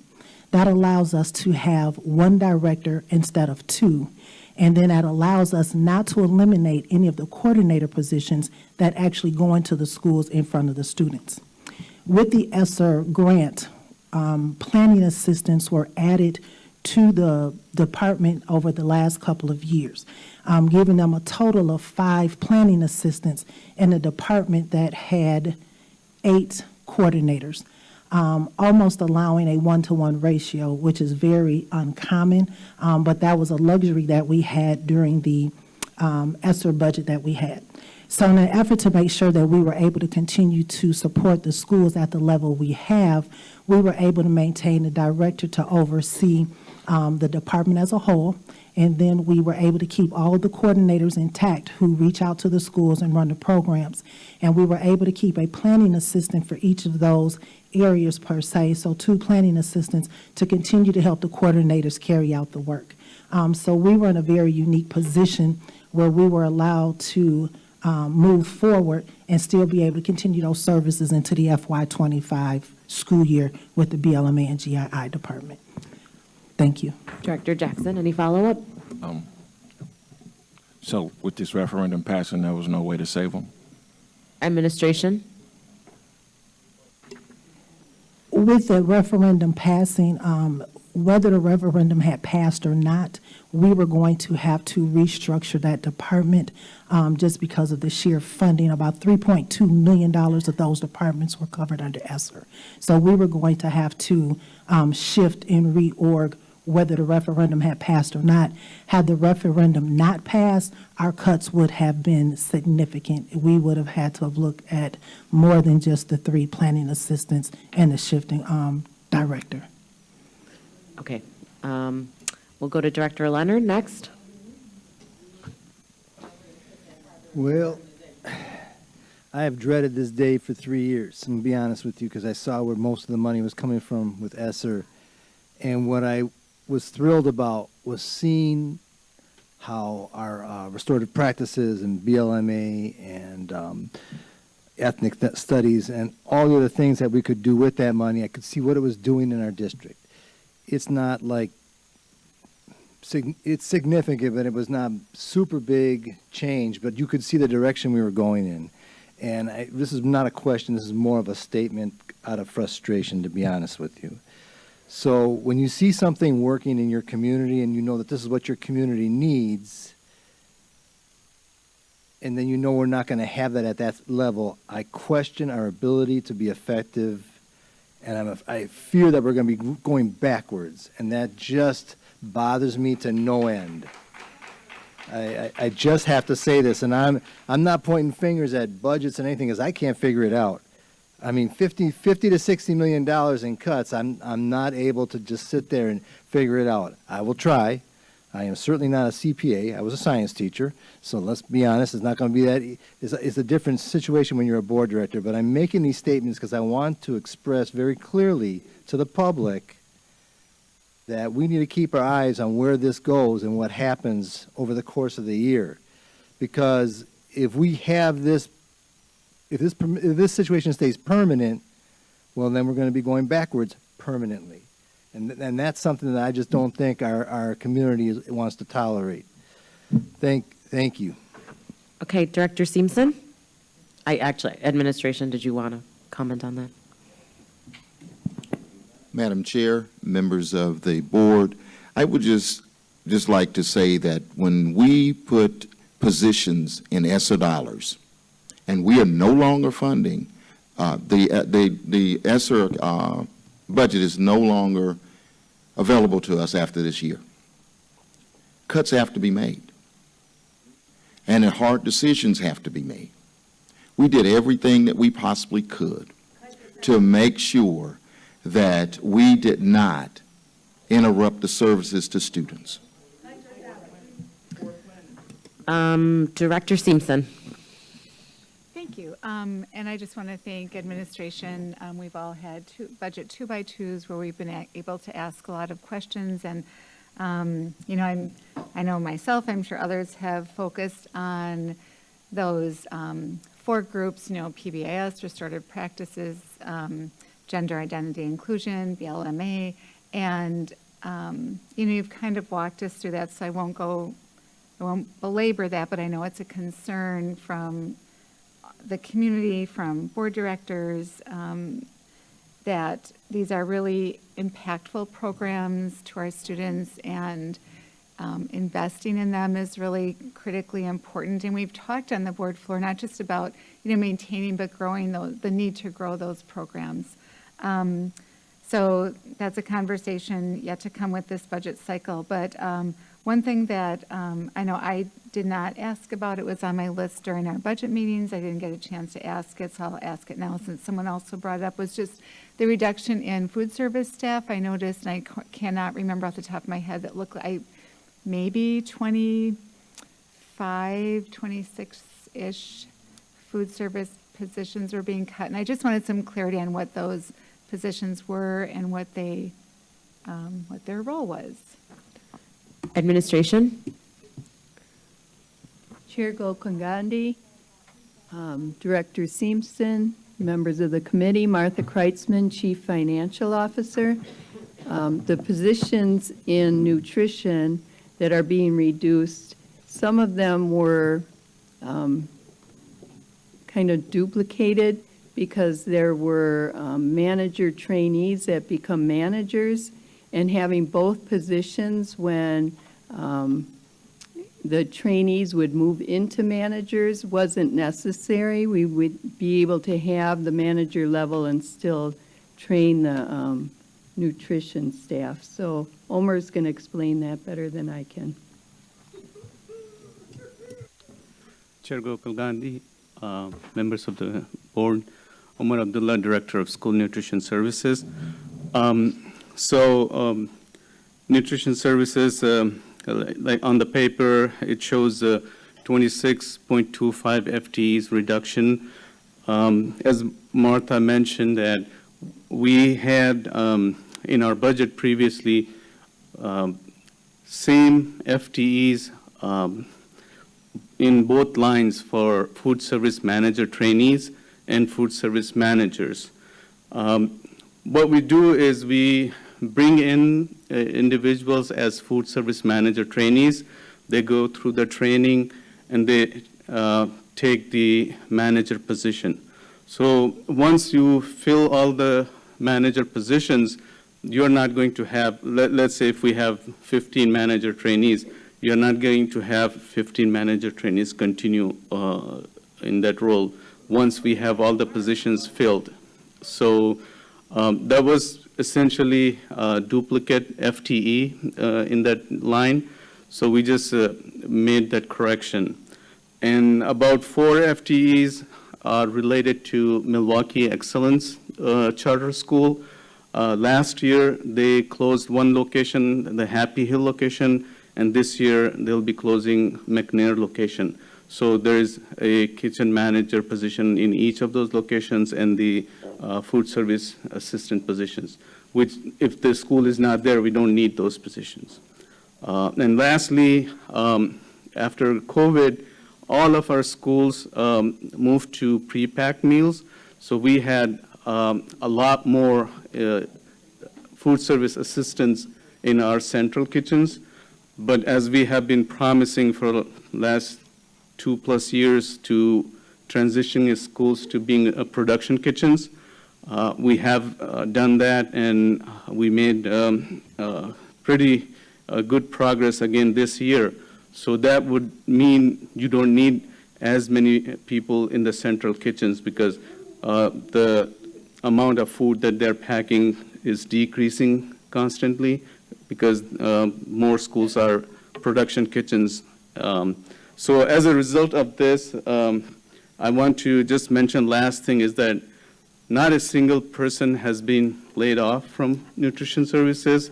None of the schools are losing any positions as they are currently. So essentially, majority of the FTE is related to the correction of duplicate FTEs and 2 charter school location closings, and just about 7.5 FTEs is just the transition of schools. Any follow-up, Director Simpson? No, not at this time. I probably will reach out to you to have a conversation, just to make sure that I want to make sure that when you're talking about the managers and the managers in training, because I understand that's not quite a revolving door, but there is that turnover. And are you kind of saying that those positions are not one and the same, but that there could be someone in a school that's a manager in training and not a manager? Instead of maybe having a manager in training and a manager? Administration? Chair Gokul Gandhi and Director Simpson, members of the board, Umar Abdullah, Director of School Nutrition Services. So yes, like every school will have one manager. So once all the vacancies are filled, you're not going to have any more individuals in the trainee programs. So when we hire them for manager positions, they just come in as manager trainees for the purpose of training them. And then they will move on to be the manager and fill that vacancy in any particular school. Okay. Director O'Halloran. Thank you, Director Gokul Gandhi. Back in November, there was an expansion in the music plan, funding for the middle schools in the K-8s. It was the strategic plan. It was presented on November 9th, and it was approved at the full board. And I just wanted to know if that was still going to be funded with this new budget, if that is still happening, or if that because of the cuts that need to be made if we are not able to meet that goal. Administration? Chair Gokul Gandhi, Director O'Halloran, members of the committee, Jennifer Mims-Howe, Chief Academic Officer. The information that was presented on the music program will stay as planned. However, the positions have been posted. We're waiting on applicants. Okay. Any follow-up, Director O'Halloran? Okay, Director Zambor? Thank you, Chair Gokul Gandhi. Would the administration be able to talk a little bit more about the college and career centers? I've been hearing, not just from the students tonight, but from many students in the district, just concerned about not having some of those opportunities that I know have been really transformational for our students. Administration? Chair Gokul Gandhi, Director Zambor, members of the committee, Jennifer Mims-Howe, Chief Academic Officer. The position that is being discussed was also an ESSER-funded position. The position, again, naming conventions, work-based learning coordinators, that's what they were. So they were there to support our schools in our internship and apprenticeship programs. So what we're doing is we've been working with our, again, school counselors, our transition coordinators, as well as our career and college center staff to also continue to support the finding of positions for students. Again, trying to build capacity. The work-based learning coordinators, while they were very targeted on making sure students had positions, while in high school, because that's very important, especially looking at college and career readiness as being a achievable goal as part of our strategic plan. Our team has also learned some skills from these ESSER-funded positions. I see Dr. Hill is here. Did you want to offer some commentary before I go back to Director Zambor? Chair Gokul Gandhi, members of the committee, Dr. John Hill, Director of College Career Readiness. Ms. Jennifer Mims-Howe summed it up very well. The positions will continue half-time at 6 of our schools through a grant next year. So we were able to extend it at 6 of the 9 schools. Director Zambor, any follow-up? Thank you, Chair Gokul Gandhi. Would the administration be able to share which are the 3 schools that it would not continue halftime? Administration?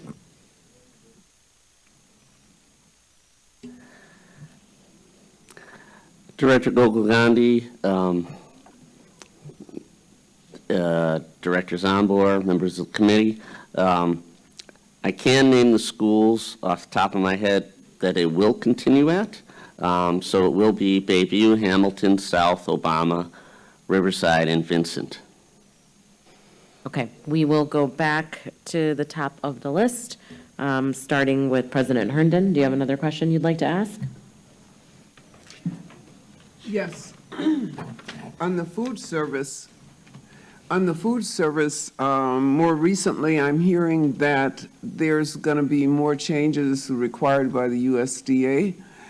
I was wondering if in line with that, what impact will it make on our program? Because the youth are stepping up again to complain about the food service. Administration? Chair Gokul Gandhi, Director Herndon, members of the board, Umar Abdullah, Director of School Nutrition Services. Yes, there are some changes coming down the pipeline. They are around sodium levels and sugar levels and stuff like that. However, there is also a grant from USDA that's been, the grant process has been going on, and it's to innovate school nutrition. And MPS has teamed up with some of our local organizations in the city who has applied for that grant. And one of the things that they're going to be doing is developing menu items that are not only be tested with the students, but they will also be, centered around various ethnicities and ethnic foods and stuff like that. So we hope that, Wisconsin will get that grant. This is a multi-year grant involving Michigan, Indiana, Illinois, and Wisconsin. And we have been part of that process, and we hope to get that. And even if it doesn't happen, we have our team that's going to continue to work with our students, doing the taste testing and introduce other ways to make the food that students like. Any follow-up, President Herndon? Thank you. Thank you. We'll move to Director Jackson. Yes.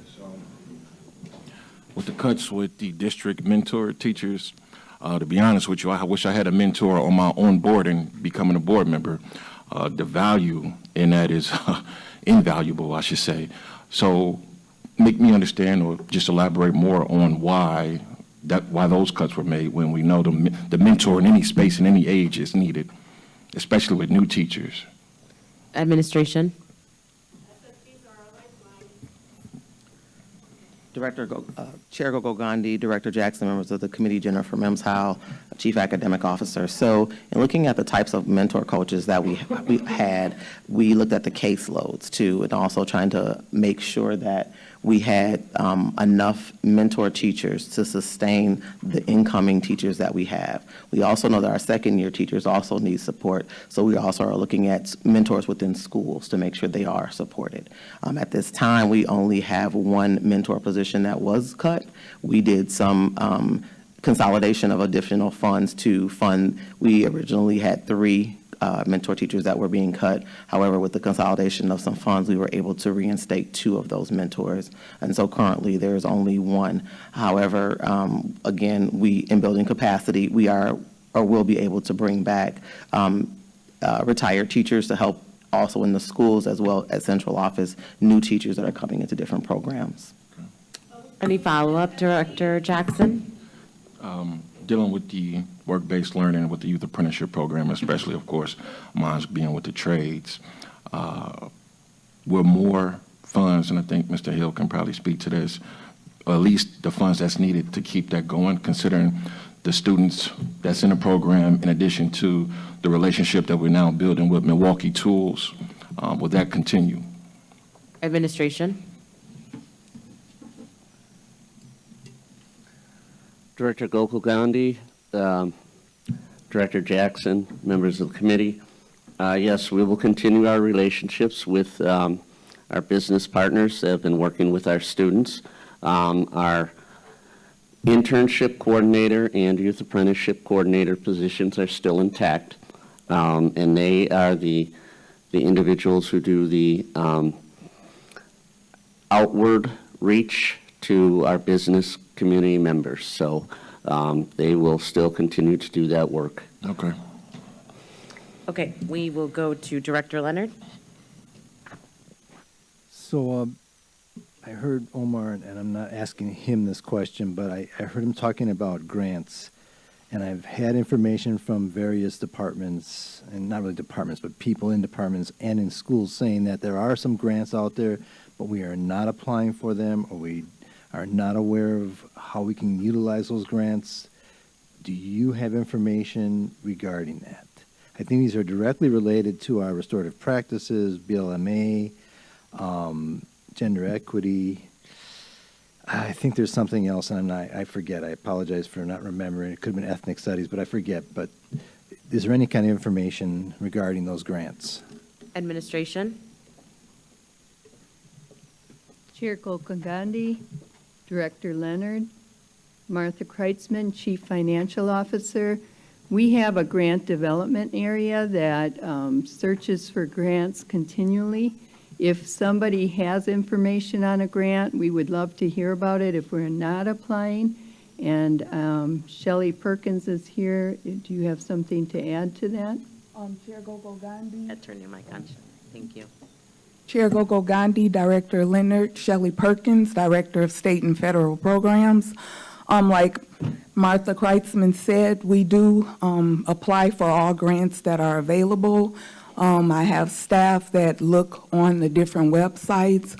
We also work with various people to apply for grants, so we are open to anybody sending us any grants that they feel that we're not applying for, and we'll be willing to apply for those and make sure that we follow up on if we receive those grants. But we do have a process in place where we look and see what's available.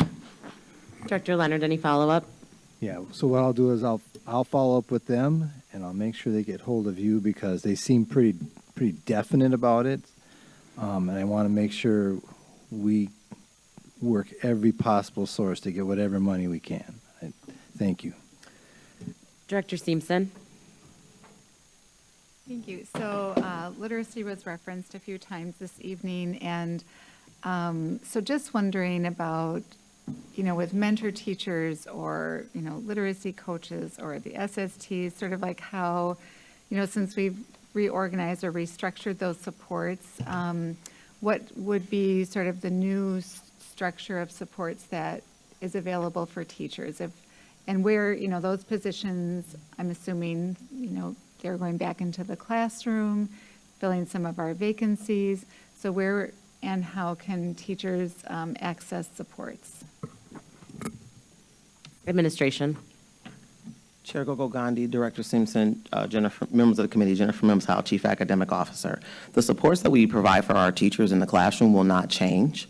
It's about where the support will come. So if they need support with literacy, we're going to band together and make sure the support is with literacy. We have a new textbook adoption with math. So the teams in academics will all learn how to support that, from our Department of Specialized Services all the way to our Department of Bilingual Multicultural Education. We will work together with the Department of Curriculum Instruction to make sure that all teachers get the support they need so they can support the students. So our support that also comes through our organizational development support services around teachers and new teachers, as well as teachers that are in their second year. That won't change as well. We all will band together to make sure that teachers get the support that they need, because in knowing that each person needs something a little different, once we do a general orientation of all the supports that we can provide, we'll be able to more like laser focus on what the teachers need.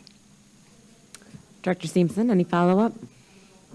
Well, just, sometimes it's nice to have, I know it's nice to have that extra person in the building who is there to, help you think through how you're going to address a certain need in your classroom or with a specific student, or, just a new strategy you want to try out. So are there, floating people who are going to be going around, or is there just not going to be that type of support available? Sort of like a mentor, a support person. Administration?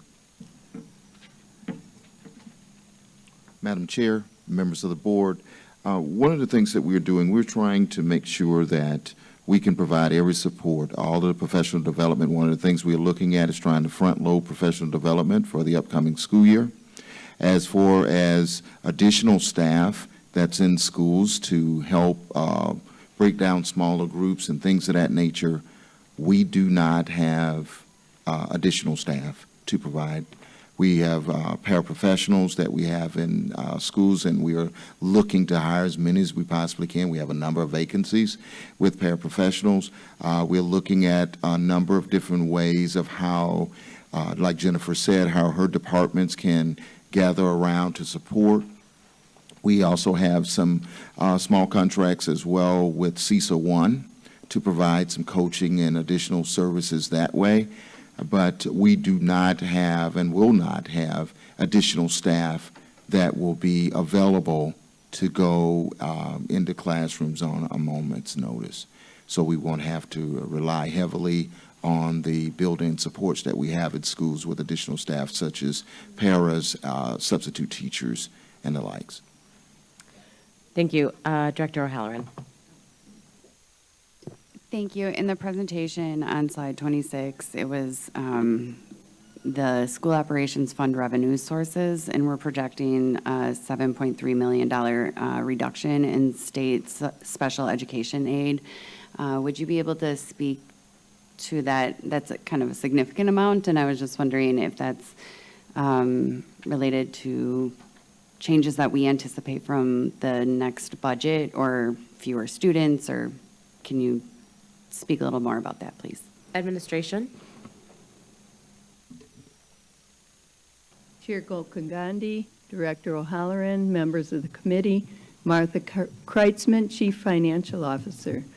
The amount of special education aid is an estimate, and in the spring, we're always very conservative with our budget. So at this time, we don't know what that aid is going to be. It hasn't gone up. It's at about 33% at the most. And that's a general number they give because it's a set amount of money. And depending on how much the needs are across the state, that percent can go down in actuality. So it's an estimate, a conservative estimate for fiscal year 25. Any follow-up, Director O'Halloran? So it's possible that we may come back in fall and have a better budget to work with at the fall adjustment period. I understand that they haven't increased it. That's kind of one of my pet issues. So I recognize they haven't increased it. I don't know that they would decrease it. I understand that if the needs increase, I'm sorry, I just planted the seed in Robin Voss's head. Is it possible that we'll come back in fall and we'll have, more money that we may be able to reinstate some of these cuts or try to make some adjustments? Do you anticipate that being a possibility, or are we just going with the most conservative scenario so that we don't have to have another set of uncomfortable conversations? Administration. Chair Gokagandhi, Director O'Halloran, members of the committee, Martha Kreitzman, Chief Financial Officer. We tried to do our best job in creating an estimate for the next year and not to make it so conservative that we're having reductions for no reason, I guess is what I want to say. And so, yes, there could be that possibility, and a lot of it depends on how many students we have and on how the money works out, because on the one hand, you could have the way the formulas work, sometimes one area could go up while the other goes down. So I believe we have a good estimate. Okay. Director Zambor. Thank you, Chair Gokul Gandhi. With the administration, there was a speaker who talked about the paraprofessional cuts at Bayview Montessori. Can you explain kind of what's happening with that particular school budget a little more? Administration. Madam Chair and members of the board, Miguel Sanchez, who's a regional superintendent, is going to come and address that. But just to let you know that we had budget resolution rooms, and we have the whole department here along with the school community looking at everyone's budget, the number of students, and they work out what the needs are. And if there's additional needs, they could ask for stand-up. And so, and I'm going to have Miguel to kind of walk you through that process with that particular school. Miguel. Good evening. Director Gokul, members of the committee, Miguel Sanchez, Regional Superintendent for the East Region. I would like to bring attention to a particular school that was brought up this afternoon, and that is Bayview Montessori. We proudly serve in the East Region 50% of the Montessori schools in the district. And Montessori is a great investment that the board and the district provide. Since we talk about revenue, it's hard to talk about revenue in children, but if you look at 3-year-olds do not bring any revenue, yet we make great investment and support that community. With that said, I will tell you that the budget for Bayview Montessori, and I'm looking at IFAS as I bring this to your attention, it still grew up by $68,000 this year. So it went from $4,071,000 to $4,139,000. So yet, in spite of the cuts, in spite of the revenue crunch, in spite of the many difficult challenges that we have, that budget went up. Furthermore, that budget still supports an assistant principal and the principal. Now, talking about numbers and talking about enrollment, right? That drives our revenue. Right now, I can probably tell you that according to Infinite Campus, and according to a conversation I had yesterday, actually, with the principal from that community and another Montessori community, at this time, as we speak, Bayview Montessori has about 521 students. If those plus a waiting list.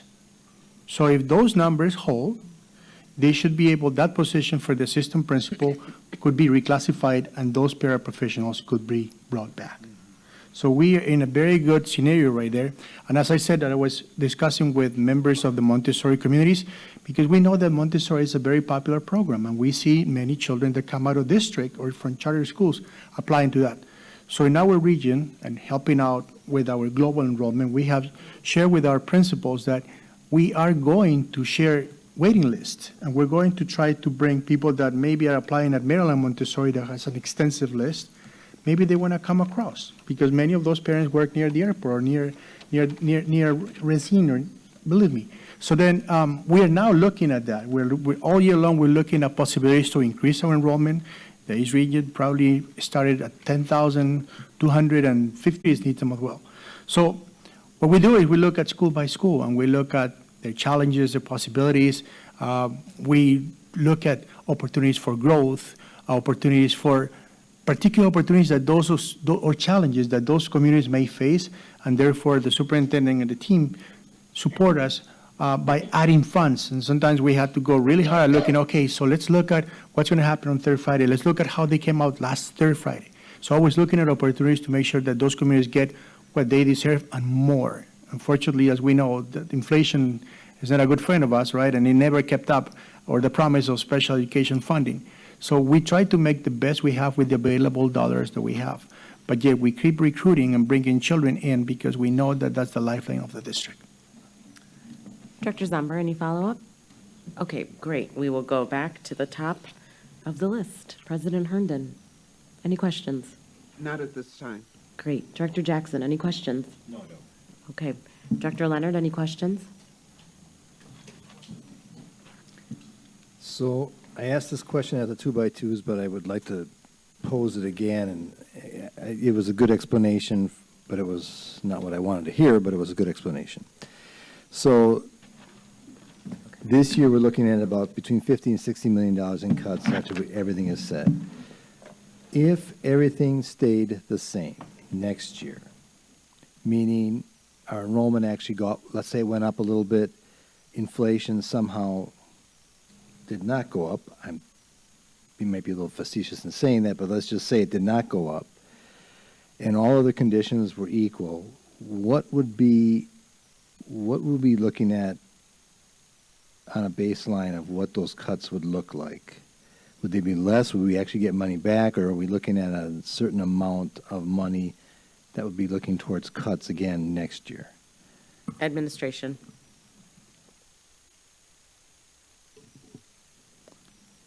Chair Gokongandi, Director Leonard, members of the committee, Martha Kreitzman, Chief Financial Officer.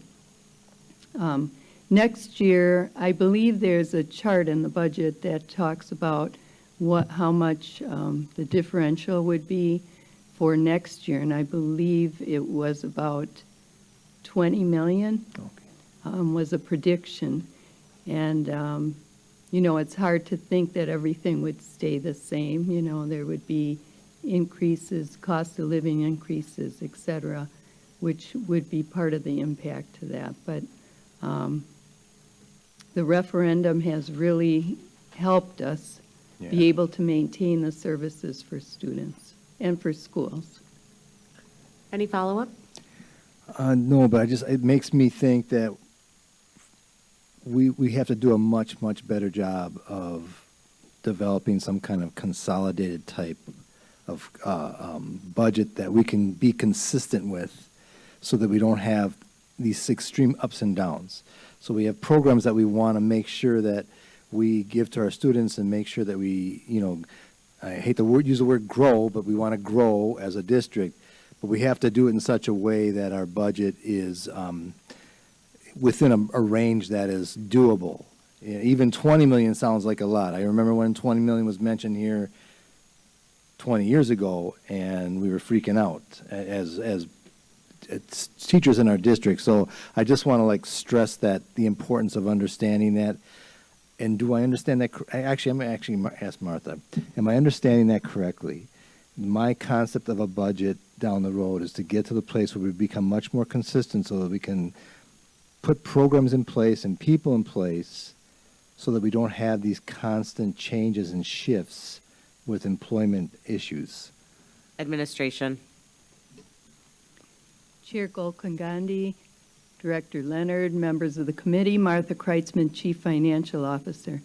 That would be the dream, and as was brought up earlier by Director O'Halloran, there is, I was thinking as you were talking that special education costs continue to go up, yet our reimbursement rate does not.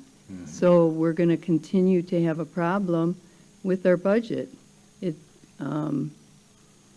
It's unfair that we have to make decisions, and there's always going to be decisions that are made where it's going to upset groups of people. And but if we can't have a consistent budget, that's what's going to happen. Madam Chair, members of the board, and some of the upcoming years from now will be much closer, but some of the swings that we're seeing now is funding leaving. And we made some decisions as an administration and as a board to provide extra staff and extra support around students with the use of ESSER funds. And so what we're seeing is the fallout of how we're able to now shift everything back into the overall budget.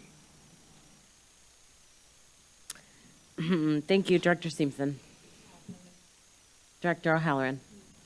Director Zambor. Okay. All right. Well, Madam Secretary, are there any other items before us? I'm sorry, Madam Chair, there are no other items on this meeting's agenda, but I do want to reiterate some important dates coming up. At the previous meeting, the presenters mentioned some community sessions on the strategic plan. There will be 2 virtual sessions, May 13th, that's a Monday. There's a noon session and a 5:30 session. Then there will be 4 evening sessions. One is Wednesday, May 15th at James Madison High School. May 20th, a Monday at Hamilton, Tuesday, May 21st at Bayview High School, and Wednesday, May 22nd at Rufus King High School. And more information, including the link to the virtual platform, is on the main page of the website. Additionally, this committee will have additional meetings to discuss the budget. There are 2 meetings tentatively scheduled for 5:30, one on May 16th and one on May 28th. And finally, the board will hold a public hearing on the budget, which is scheduled for 5:30 on May 14th. Thank you.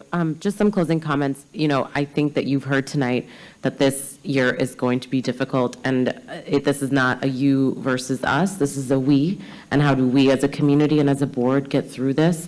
I know I've heard board directors talk about holding budget sessions. We'll have opportunities to submit budget amendments to rectify some of these issues that we find and work with school administration to ensure that the priorities of the community are at the forefront, and that we're funding things that really benefit and contribute to our children and our school community. So please continue to be in touch with your board directors, and at the same time, continue to contact your legislators, because what you're seeing is continued divestment from the state in our public schools that has landed us in a situation that we're here today. And so as you continue to engage with us, please also reach out to those who represent you in Madison and advocate for full funding of your public schools. Thank you, and I adjourn this meeting.